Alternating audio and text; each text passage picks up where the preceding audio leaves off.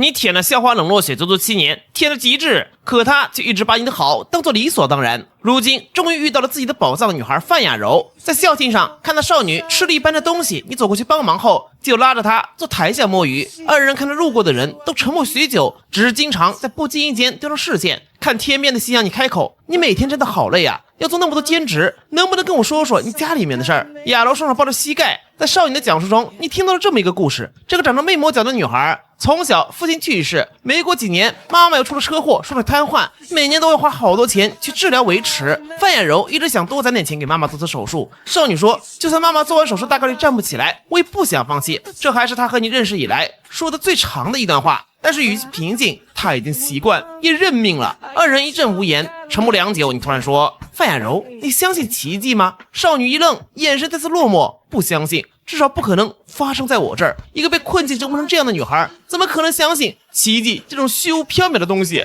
可你却认真点头，是有可能的。比如某个人突然出现在你身边，愿意理解你，并和你一起承担一切。说罢，借来一把吉他，想听什么？我会的可不少哦。这时候火灵儿走了过来，哎呵，小凡，没想到你还会这个，来一首。你自行拨动，吉他内传出声音简直刺耳。火灵儿一脸鄙夷走了，可范雅柔却听得认真，因为这是第一次有人弹吉他给她听。等火灵儿走远，你温柔一笑继续拨动，这一次动听音符缓缓流出。好了，碍事的人总算走了，听好，我只弹给你一个人听。听到这话，女孩心脏猛地停跳了一拍。这一瞬间，她终于不再是家里唯一的顶梁柱，似乎也变成了一个需要被照顾、可以被疼爱、享受青春和幸福的女孩。天空好像下雨，我好想住你隔壁，沙阵在你家楼下抬起头数乌云。如果场景里出现一架钢琴，我会唱歌给你听，哪怕多盆水往下淋啊，为你唱这首歌。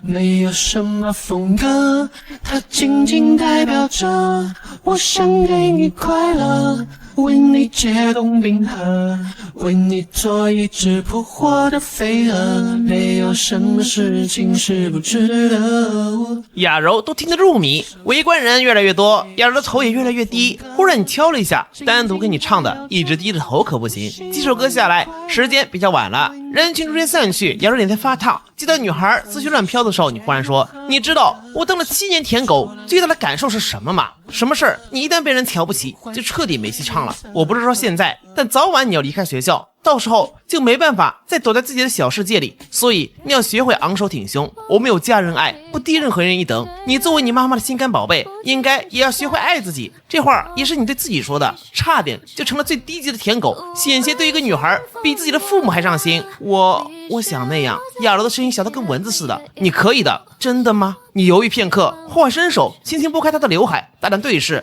你很辛苦我知道，但请你一定要抬头挺胸坚持，如果中途累了就回头看看，我就在你身后。你是照耀在我生命的一束光，点点滴滴都让我向往，拥有你晴空万里是寻常，有你的地方是我唯一的方向。雅柔用力捏着衣角，强忍眼泪。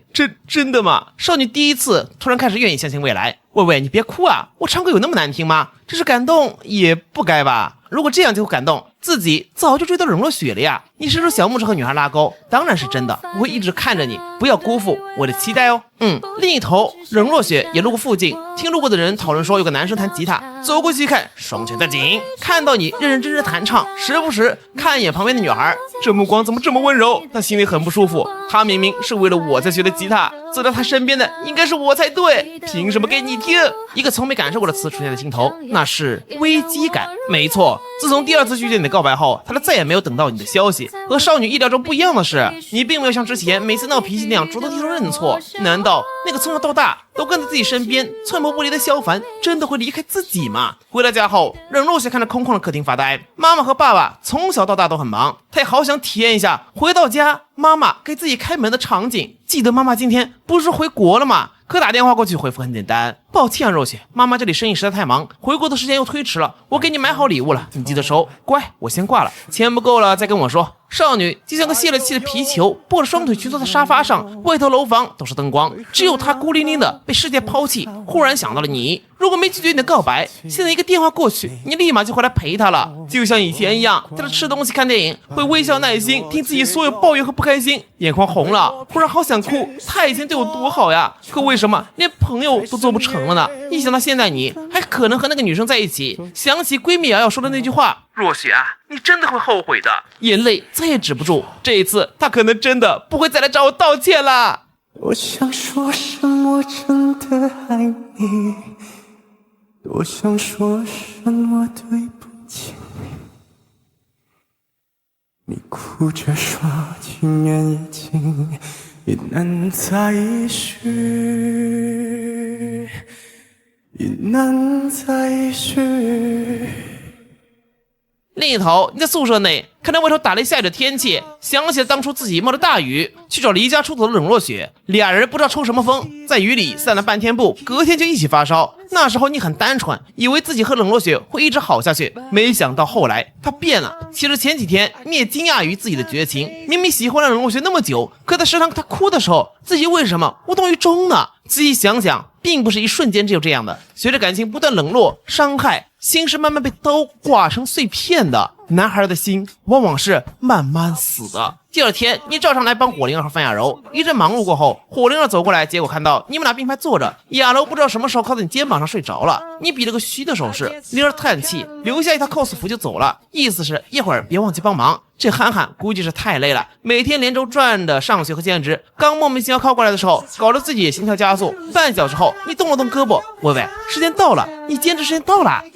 今天不去嘛，那家店不用发传单了，新工作还没找好。少女感觉枕头不是很乖，又蹭了2下，你吞了口口水。那正好，今天休息一下。看着闭眼说话的女孩，嘴角勾起，跟小猫一样，真可爱呀。可下一秒，范雅柔好像感觉哪里不对劲，一下蹦起来，连忙看看四周，之后赶紧擦嘴，确实没有流口水。少女神乱飘，唯独不敢看你，听了自己心脏猛烈撞击胸腔的声音，脸颊胀得厉害。哎呀，萧凡会不会觉得我很轻浮呀？看女孩羞红的模样，你笑了，你占我便宜啊？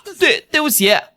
道个歉就完了，白嫖完我身子不负责是吧？呀，他 CPU 都快烧了呀，头顶冒蒸汽，那你要我怎么负责呀？你憋不住笑了。行了，逗你玩了，要不要再睡一会儿？不用了啦。说实话，他刚才老半天都在想该怎么负责。对不起啊，萧凡，你扑哧一声笑出声，要实在不好意思啊，下次就让我靠你肩膀睡觉吧，就扯平了。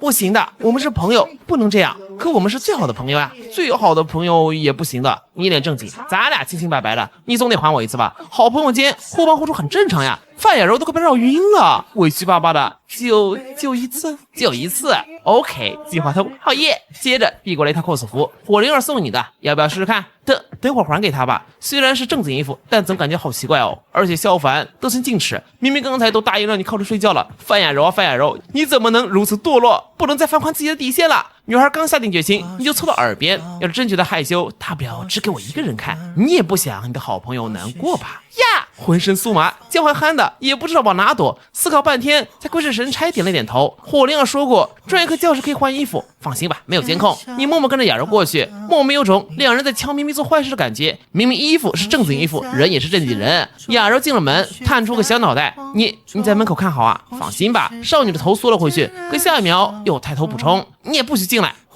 你不说我还真没想到啊！砰的一下，娇羞关门不理你了。10分钟后，大门打开，雅柔低着头走到你面前，你愣住了，看着这个美的像是片场里回来的女孩。那一颗心啊，我开始陷到彼此茫茫有多多，所以那一颗心啊，徘徊的心啊，只是很久很久。轻轻拨开他的刘海，果然有一就有二。范雅柔对这个动作现在也不抗拒，只是眯着眼，一副任人宰割的模样。你眼神恍惚，跟你拍个照吧。